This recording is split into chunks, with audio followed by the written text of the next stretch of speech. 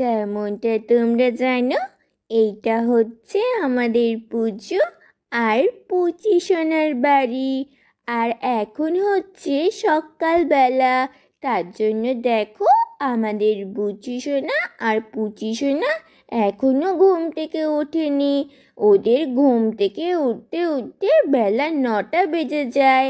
আর এইদিকে দেখো আমাদের রাধা সকাল সকাল চা করতে বসেছে।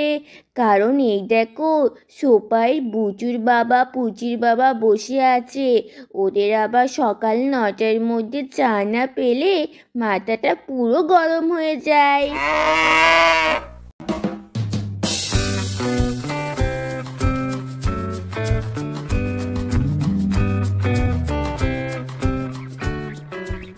আরে বাহ মালতী, আজকে তো তুই অনেকখানি গোবর দিয়েছিস।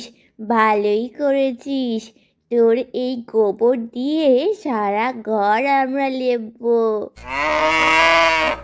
চলো এবার গোবরগুলোকে ঝুড়িতে তুলি, ঘুঁটেও দেওয়া যাবে, রান্নার জ্বালানিতে ব্যবহার করা যাবে। আমরা কোনো গোবর নষ্ট করি না। এই নাও বুচুর বাবা আর পুচির বাবা, তোমাদের চা এখানে রাখলাম। হ্যাঁ হ্যাঁ, ঠিক আছে ঠিক আছে। রাধা, সীতা, আমরা গেলাম গো, জমিতে গেলাম। ঠিক আছে, তোমরা সাবধানে থেকো। আচ্ছা ঠিক আছে বুচুর বাবা। আচ্ছা ঠিক আছে পুচির বাবা। বন্ধুরা, তারপর তো আমাদের বুচি সোনা আর পুচি সোনার বাবা চাষের জমির দিকে রওনা দেয়। হ্যাঁ হ্যাঁ হ্যাঁ ও পুচি দিদি, পুচি দিদি, ওঠো তো, ওঠো গো, সকাল তো হয়ে গেছে। ওঠো ওঠো, দেখো আমার ঘুম ভেঙে গেছে। বন্ধুরা, দেখেছো তো বুচি সোনা কেমন দুষ্টু। নিজের ঘুম ভেঙে গেলেই ওর পাশে যে ঘুমিয়ে থাকবে তারও ঘুমটা ভাঙানোর চেষ্টা করে। আরে বুচু ভাই, তুই আবার রোজকের মতো আমার ঘুমটা ভাঙিয়ে দিয়েছিস। এইবার থেকে কিন্তু আমি আর তোর পাশে শোবো না, বলে দিলাম কিন্তু। আরে পুচি দিদি রাগ করো না গো, তো আমার ঘুম ভেঙে গেলে পুচি দিদি ঘুম থেকে উঠবে না, তা কি কখনো হতে পারে? আমার তো তোমাকে ছাড়া এক মুহূর্ত ভালো লাগে না।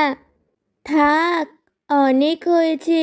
এইবার তোমরা দুটোতে ওঠো ঝপাঝপ, তারপর ব্রাশ করে জলখাবারটা খেয়ে নেবে। চলো চলো পুচি দিদি। বন্ধুরা, এমন সময়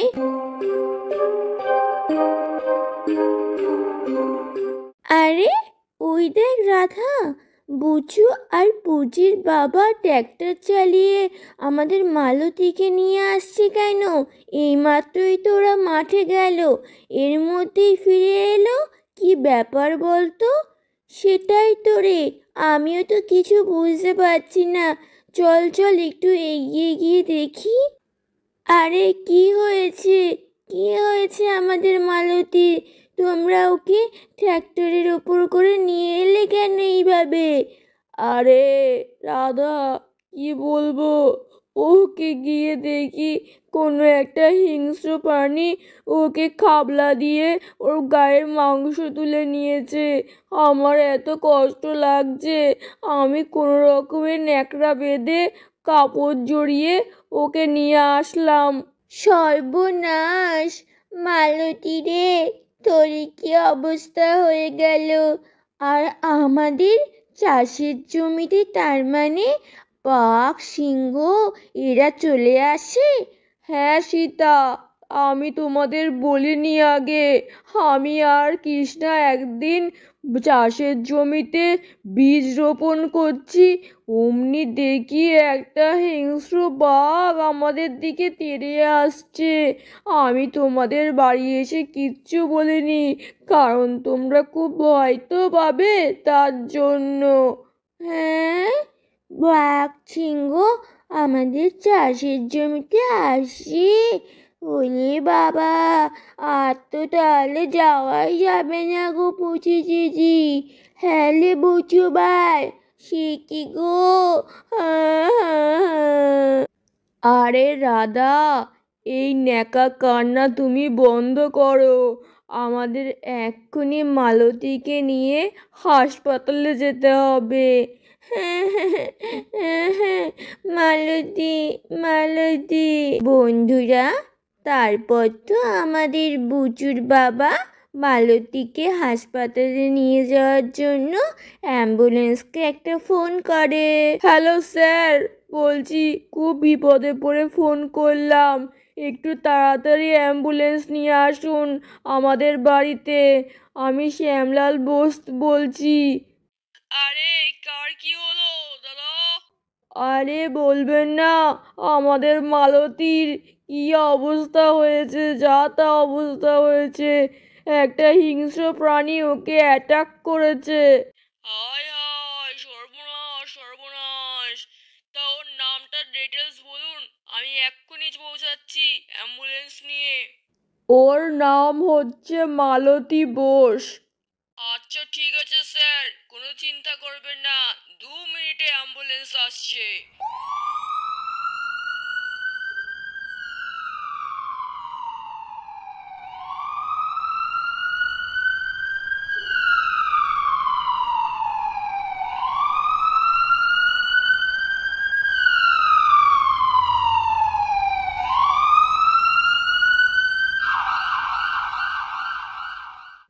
ওই তো অ্যাম্বুলেন্স চলে এসছে।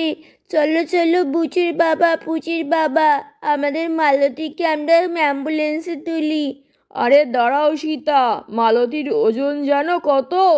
আমরা একা পারবো না ওকে তুলতে, যে লোকটিকে পাঠিয়েছে সেই লোকটিই তুলবে। কই দেখি, আসুন দেখি, পেশেন্ট কই, পেশেন্ট? এই তো দাদা পেশেন্ট।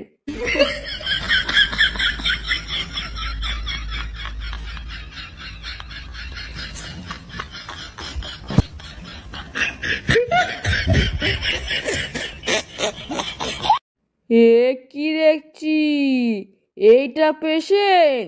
এটা তো একটা গরু।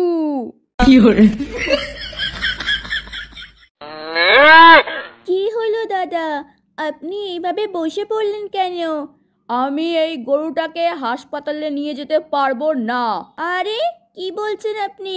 তাহলে কি আমাদের মালতী চিকিৎসার অভাবে মারা যাবে নাকি? বন্ধুরা, কি হতে চলেছে আমাদের পরবর্তী পর্বে? সত্যি কি মালতীকে হাসপাতালে নিয়ে যাওয়া হবে, নাকি আমাদের মালতী এইভাবেই মারা যাবে? তাহলে সেটা দেখতে গেলে আমাদের পরবর্তী পর্বটা অবশ্যই তোমরা দেখো। আর এক্ষুনি চ্যানেলটাকে সাবস্ক্রাইব করে দাও। বাই।